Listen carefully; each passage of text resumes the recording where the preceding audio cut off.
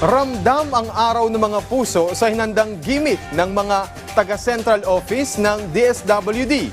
Yan ang ulat ni Noel Talakay. Mga bulaklak, mga heart-shaped red balloon, at may mga chocolate pa. Hatid ito ng Department of Social Welfare and Development o DSWD ngayong Valentine's Day sa mga empleyado nito. Kaya naman ang mga magkaibigang ito, kahit may trabaho ngayong Valentine's, maisi-celebrate pa rin nila ito.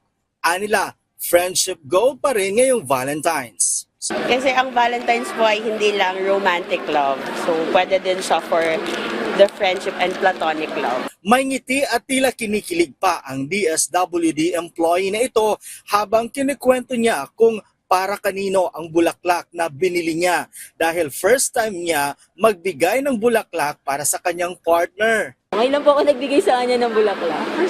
Yes po, magti 3 years na po kami. But wait, there's more. Hindi rin nakalimutan ni Nikki ang kanyang boss. Ito po una para po sa boss namin sa pag-abot, kay Marlene Moral po.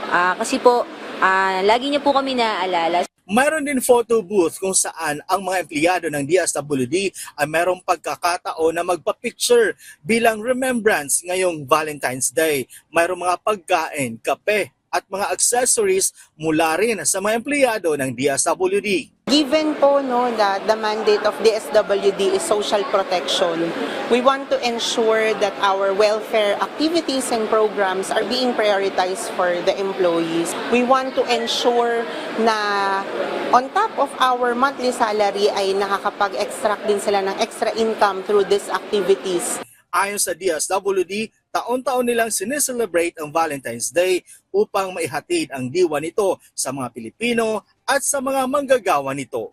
Noel Talakay para sa Pambansang TV sa Bagong Pilipinas.